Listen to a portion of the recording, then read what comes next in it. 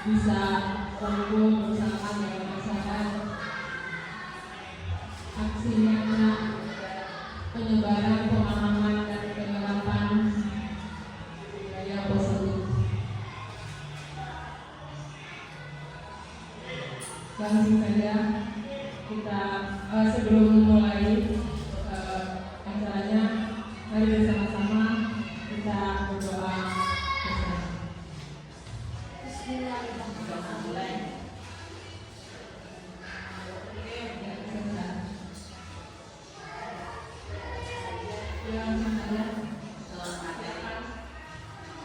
Ibu Ayu Naska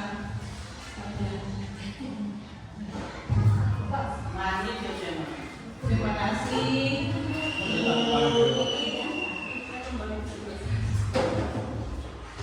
Ya, terima kasih untuk pembawa acara Ibu Iin selaku pembawa acara. Bismillahirrahmanirrahim. Assalamualaikum warahmatullahi wabarakatuh. Waalaikumsalam warahmatullahi wabarakatuh. Perkenalan apa perlu? Perlu lah. Perkenalkan, nama saya Ayu Naska Fatia. Saya adalah CDP angkatan 10 Kabupaten Indramayu tahun 2024. Maksud saya hari ini adalah yaitu penyebaran pemahaman dan penerapan budaya positif di sekolah. Nah, selamat datang untuk Bapak Ibu yang sudah berkenan hadir di pemaparan budaya positif saya. Mari belajar bersama, berkolaborasi, saling mendukung demi mewujudkan disiplin positif di sekolah kita. Jadi bukan untuk menggurui, tapi saling belajar bersama. Ya Bapak Ibu, ya Bu. Ya, oke.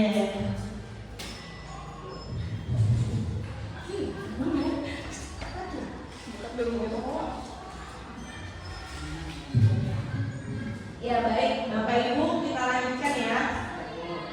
Nah, di sini ada konsep utama budaya positif.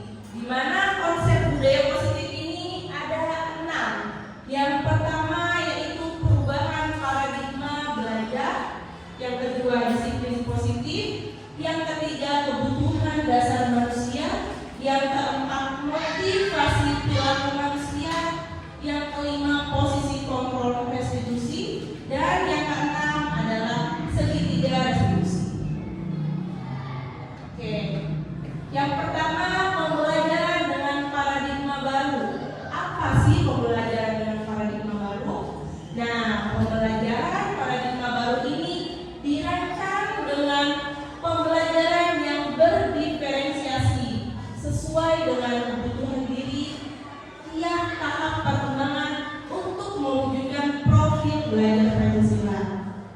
Bapak Ibu, ada yang tahu profil belajar Pancasila? Ada yang tahu tidak? Tahu. Coba apa saja nih, Bu Om? Belajar Pancasila. Ya, sambil speaking ya. Kita nyanyi bersama ya. Bapak Ibu, saya pimpin ya. Berdiri dong Bapak Ibu. Yuk.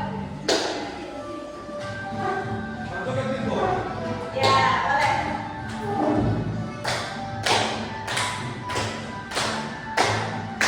Belajar Pancasila, beriman dan bertakwa,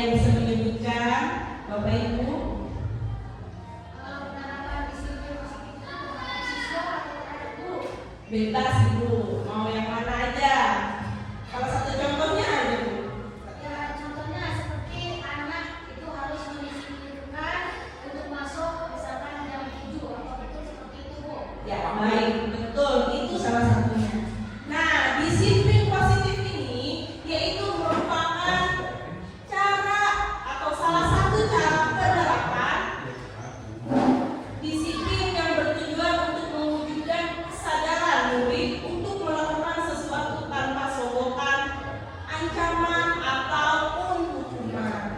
Nah, jadi di sini disiplin positif ini yaitu anak-anak yang disiplin, anak-anak yang tumbuh dengan motivasi internal atau di dalam dirinya, bukan paksaan atau ancaman serta sogokan, tidak. Jadi salah satu contohnya yang mudah dipahami ketika anak tersebut bermain di rumah, lalu berantakan kan setelah bermain. Nah, salah satu anak disiplin positif internal dari dalam diri anak tersebut yaitu contohnya anak itu membereskan mainan karena mereka berpikir kalau misalkan tidak dibereskan nanti mainan bisa hilang atau rusak. Nah, atau juga kalau misalkan sudah dibereskan mainannya, kamarnya akan menjadi rapi dan bersih. Itu merupakan disiplin positif internal dari dalam diri anak. Nah, kecuali disiplin positif eksternal. Nah, ini merupakan adanya paksaan atau ancaman. Salah satu contohnya dari orang tuanya diancam, awas ya kamu kalau tidak membereskan kamar tidak mendapatkan uang gajian dari ibu. Nah, itu merupakan disiplin eksternal atau ancaman. Seperti itu ya Bapak Ibu. Lanjut Bu. Nah, motivasi perilaku manusia. Motivasi perilaku dorongan yang timbul pada diri sendiri secara sadar atau tidak sadar untuk melakukan suatu tindakan dengan tujuan tertentu. Nah, di sini ada 3 nih. Menghindari ketidaknyamanan dan hukuman. Salah satu contohnya, murid melakukan disiplin diri karena ia takut dihukum. Ini merupakan motivasi ekstrinsik atau dari luar. Jadi murid ini misalkan mengerjakan tiket, kalau tidak mengerjakan tiket akan didenda 5.000. Ini merupakan motivasi dari luar atau ekstrinsik. Nah, yang kedua, mendapatkan imbalan atau penghargaan dari orang lain, di mana murid melakukan disiplin hanya karena ia ingin mendapatkan imbalan dari gurunya. Ini juga merupakan motivasi ekstrinsik atau dari luar. Jadi saya mau pokoknya ingin menjadi yang terbaiklah agar diunggul-unggulkan oleh dunia. Selanjutnya yang ketiga ada menghargai nilai-nilai kebijakan dari sendiri atau diri sendiri. Murid ini melakukan disiplin ini karena sadar akan nilai kebijakan dirinya. Ini merupakan motivasi intrinsik. Nah, di mana pada yang ketiga ini yaitu murid sadar atas kewajiban yang akan dikerjakannya. Salah satu contohnya murid mengerjakan PR. Nah, di mana murid ini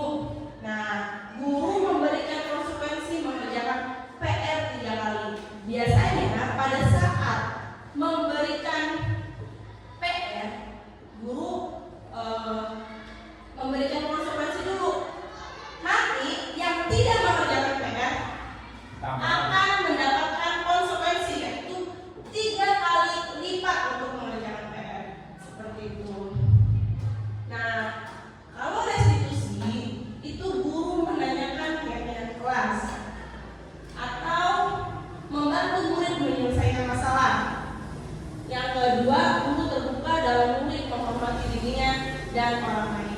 Salah satu contohnya, misal ya, ada siswa yang tidak mengerjakan PR, ditanyakan terlebih dahulu, kenapa? Ada apa? Kenapa tidak mengerjakan PR? Pasti kamu mempunyai alasan kenapa tidak mengerjakan PR.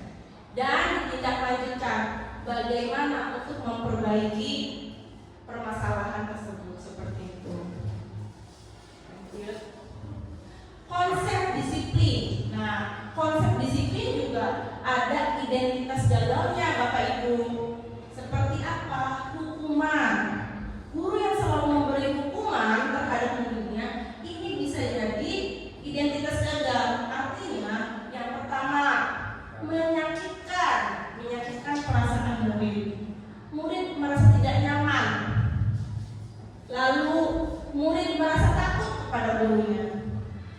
Murid menyembunyikan kesalahannya. Dan yang terakhir, murid menjadi rendah diri atau tidak pede. Jadi kalau kita terlalu killer, terlalu memberi hukuman, murid ini tidak terbuka sama kita, malah menjadi takut, malah ada yang tidak mau masuk ke orang.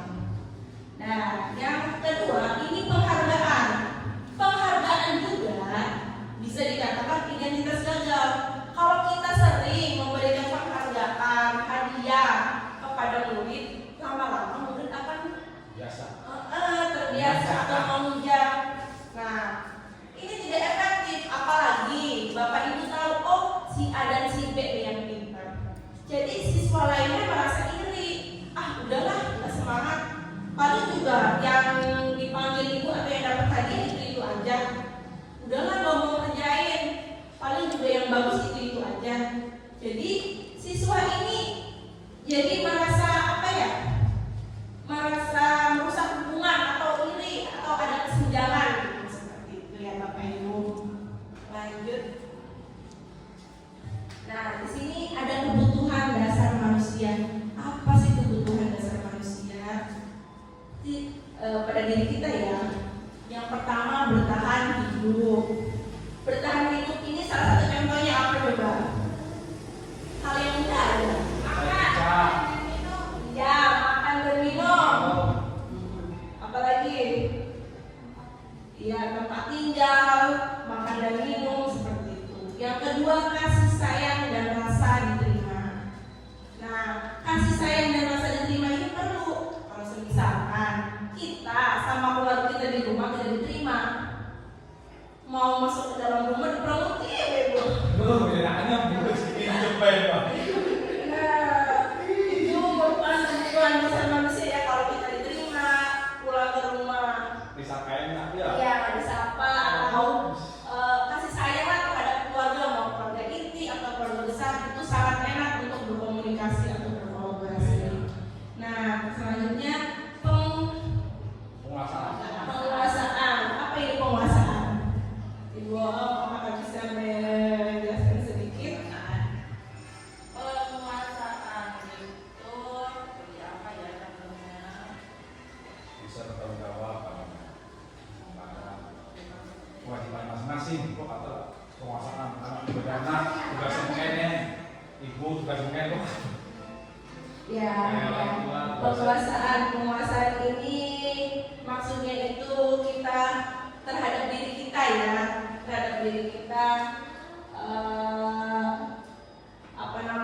bagaimana kita bertanggung jawab terhadap diri kita, apa seperti itu. Yang keempat kebebasan. Apa itu kebebasan? Kebebasan itu merupakan kita bereksplor terhadap diri kita ke hal positif tentunya ya. Kalau kita dituntut, kita nih ada yang nyetir. Kamu misalkan sehabis kerja harus kesini,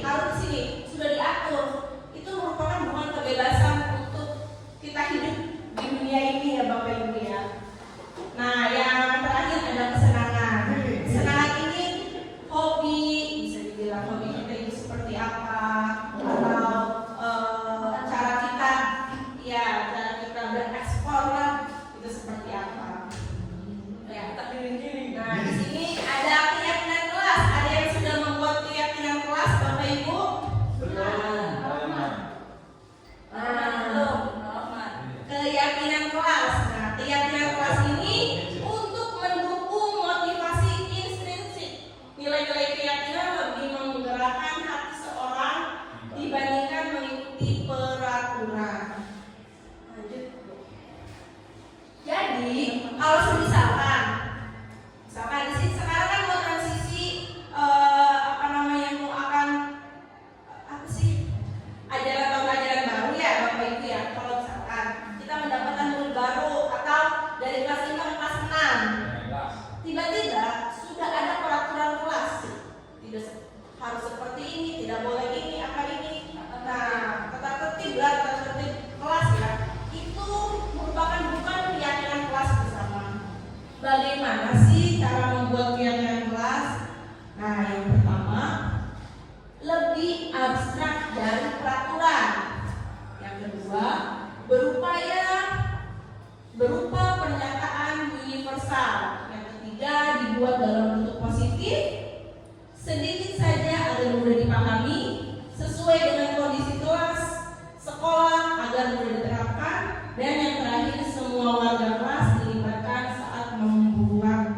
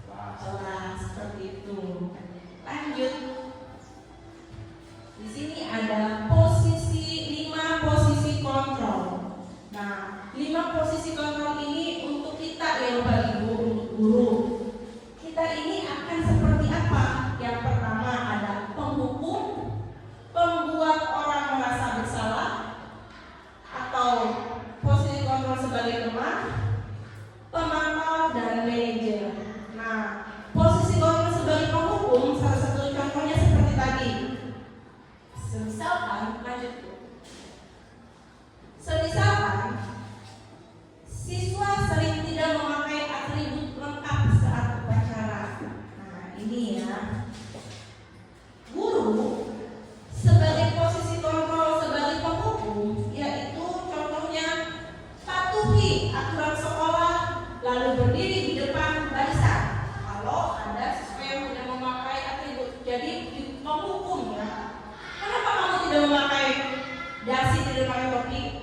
Sekarang kamu maju di depan barisan. Itu penghukum. Pembuat rasa bersalah. Nah, pembuat rasa bersalah ini biasanya guru akan bersuara lebih lembut. Ya, salah satu contohnya seperti ini.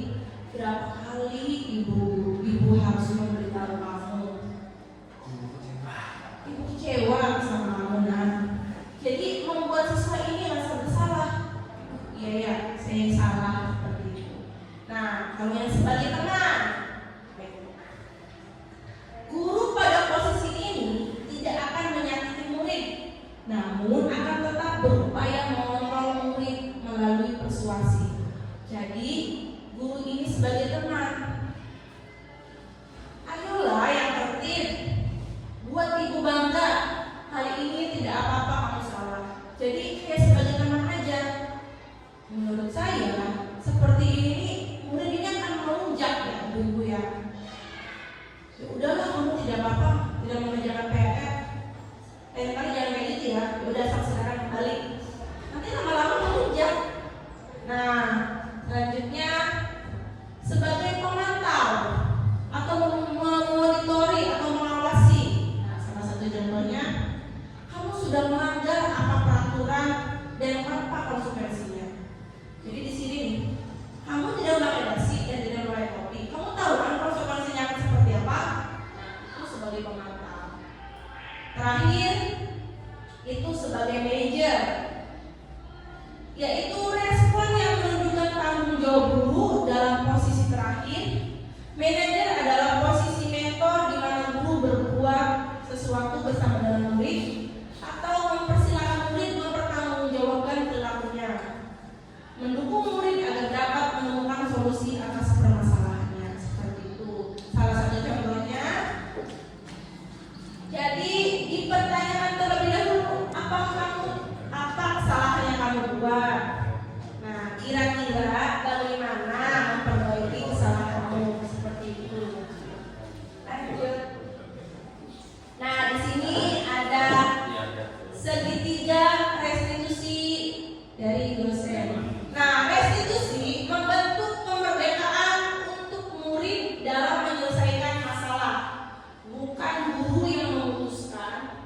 Ketika ini berhasil, akan memberikan penghargaan terhadap dirinya dan orang lain. Murid merasa lebih berharga dan percaya diri. Nah, segitiga restitusi ini yaitu ada 3 tahap. Jadi kalau ada kasus ya Bapak Ibu ya, kita menerapkan 3 tahap ini. Yang pertama, menstabilkan identitas, validasi kebutuhan, serta menanyakan keyakinan. Yang menstabilkan identitas, contohnya, tidak ada manusia sempurna. Bapak Ibu juga berbuat salah. Atau kita tidak mencari siapa yang salah, tapi mencari solusinya seperti apa. Yang kedua, validasi kebutuhan. Seseorang tidak pernah mengambil pilihan terburuk. Seseorang juga bisa melakukan hal yang lebih buruk. Yang ketiga, menanyakan nilai-nilai kebijakan individu atau berbicara dengan tenang dan tidak menyalahkannya. Sekarang saya ingin melibatkan Bapak Ibu ya. Salah satu contoh aja. Misalkan kasusnya ini terlambat datang ke sekolah dan tidak memakai dasi dan topi. Apakah ada yang mau membantu? Boleh. Ya, Pak Rohman.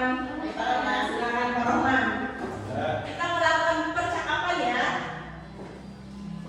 Gimana tuh? Di sini. Itu kapal berdiri? Di depan.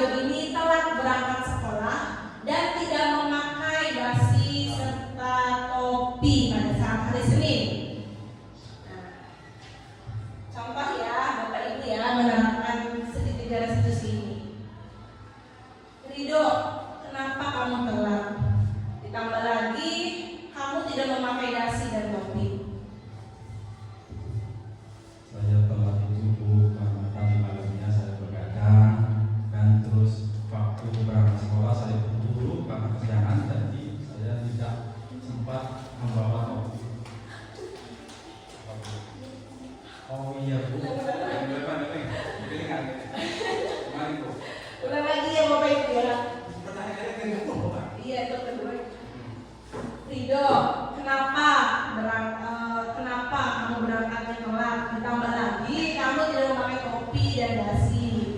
Kenapa? Iya Bu. Iya Bu, saya minta maaf. Ya pasti kamu mempunyai alasan kenapa kamu berangkat telat. Ditambah lagi juga kamu tidak memakai topi dan dasi. Kenapa alasannya? Ibu ingin tahu. Alasannya tadi malam saya tidurnya terlalu malam, begadang terus ibu lihat HP. Terus waktu pagi-pagi saya siangan, jadi lupa membawa topi dan dasi. Apa ya Bu? Oh iya begitu alasannya. Nah sekarang coba kita pikirkan ya Rido ya, dengan kejadian hari ini kamu tidak membawa topi, tidak membawa dasi, berangkat juga kesiangan. Apakah sesuai dengan keyakinan kelas kita? Tidak Bu, tidak sesuai. Ya, menurut kamu nih Rido, keyakinan kelas apa yang tidak sesuai atau yang sudah kamu langgar? Kedisiplinan kelas. Oh baik, ya betul. Menurut kamu nih Rido, apakah kedisiplinan kelas ini penting? Penting Bu. Nah, kalau penting ya, dengan cara apa nih kamu memperbaikinya agar tidak terulang kembali? Saya akan mempersiapkan kelengkapan sekolah pada malam harinya supaya pas pagi saya sudah terburu-buru agar tidak kesiangan. Dan kedua, saya akan memakai jam alarm supaya pas alarm bunyi saya langsung bangun. Ibu. Ya betul sekali tindakan Rido. Oke silakan kembali lagi. Terima kasih Bu. Ya tepuk tangan untuk Pak Rahman. Nah itu salah satu menggunakan segitiga resolusi ya Bapak Ibu. Jadi kalau ada dalam hal seperti itu jangan langsung menghukum. Kita tanyakan dulu apa alasannya, bagaimana solusinya. Nah sekarang kembali lagi kepada diri kita, ingin menjadi guru seperti apa? Ibu kembali kepada Bapak dan Ibu. Sekarang apakah ada yang ditanyakan Bapak Ibu?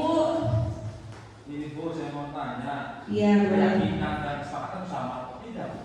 Keyakinan kelas dan kesepakatan kelas Keyakinan kelas dan kesepakatan kelas sama Pak. sama ya. Sama. Untuk membuat keyakinan kelas itu harus ada kesepakatan bersama seperti itu. Apakah ada yang ditanyakan lagi, Bapak Ibu? Apa cukup untuk hari ini? Cukup? Oke. Ya, boleh. Iya, silakan. Dia mau bikin mau ya? Dia mau bikin. Boleh berdiri, Ibu. Oh. Baik, terima kasih Bu Ayu atas waktunya. Saya ingin menanyakan berkaitan dengan kesepakatan kelas yang tadi sudah dijelaskan dan diberikan contoh simulasinya. Begitupun dengan segitiga resolusi ya Pak Rahman. Terima kasih banyak sudah mencontohkan. Saya hanya ingin menanyakan apabila kesepakatan atau keyakinan kelas yang telah disepakati itu ada siswa yang melanggar, itu bagaimana? Kemudian yang kedua, apakah bisa kesepakatan kelas itu diubah kembali apabila ada pendapat dari siswa yang istilahnya menyusul gitu. Mungkin pada saat pembuatan kesepakatan kelas dia belum ada ide atau gagasan. Nah, ketika kesepakatan kelas dibuat, ternyata dia punya ide. Itu bagaimana guru menyikapinya? Terima kasih, itu saja. Baik, terima kasih Bu Om. Nah, untuk pertanyaan yang pertama ya Bu ya, bagaimana jika ada yang melanggar dari kesepakatan kelas tersebut? Nah, seperti ini Bu Om, cara menanggapinya 3 institusi. Ditanyakan dulu, teman stabilan identitas. Kenapa? Lalu validasi kebutuhan. Nah, di sini alasannya itu seperti apa? Kenapa bisa melanggar? Nah, yang terakhir itu menanyakan keyakinan. Selanjutnya untuk menangani masalah ini, apakah bisa sesuai dengan keyakinan kelas? Apakah bisa untuk diperbaiki seperti itu? Nah, untuk pernyataan yang kedua, jika ada siswa yang tidak mengikuti pada saat membuat keyakinan kelas, apakah bisa ditambahkan? Tentu bisa. Malah keyakinan kelas ini boleh direvisi. Misalkan ibu mau direvisi 1 bulan sekali, boleh. Mau direvisi lagi setiap pertemuan, apakah ada yang mau ditambahkan? Apakah ada yang mau dikurangi? Itu juga boleh seperti itu. Bagaimana Ibu Om? Ya baik. Ada lagi yang ingin ditanyakan? Ibu? Bu Dian, apa yang ditanyakan?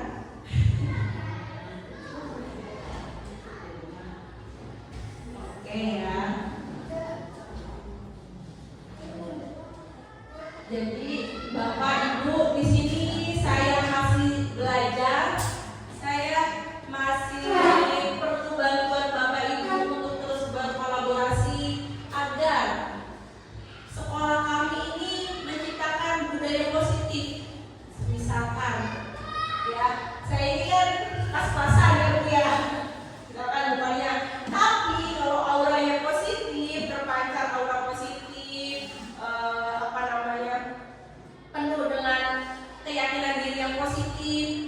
Nah, aura itu tuh akan timbul positif juga seperti itu. Sama dengan sekolah kita.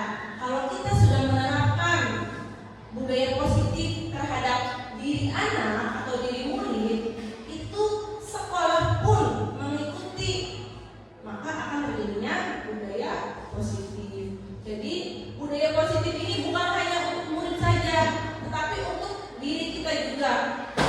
Kan guru itu kan digugu dan ditiru. Jadi sebelum kita menerapkan ke murid, alangkah baiknya kita terlebih dahulu untuk belajar menerapkan disiplin positif seperti itu. Bu, saran Bu? Ya boleh.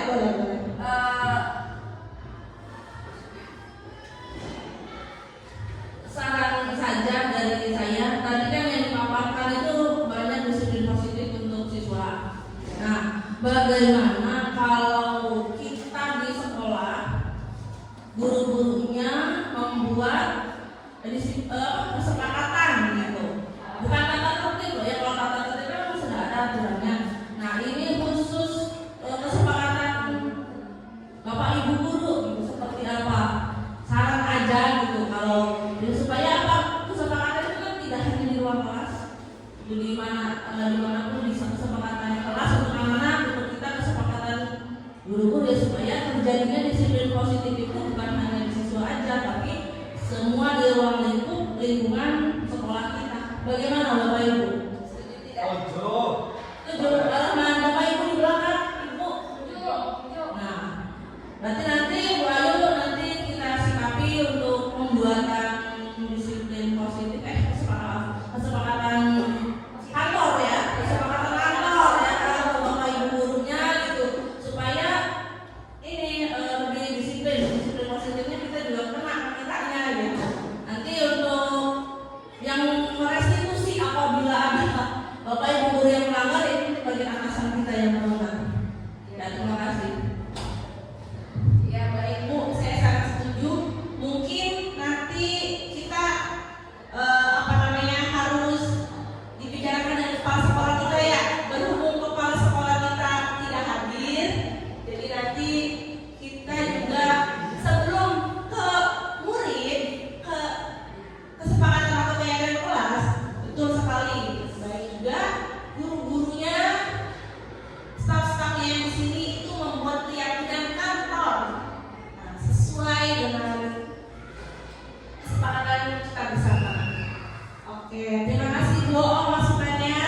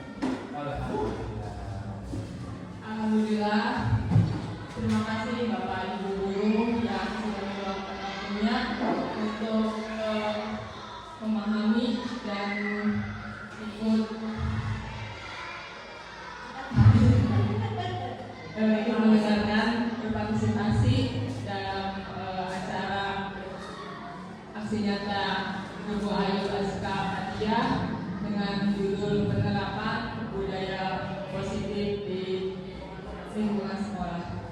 Sekian acara kami tutup bareng-bareng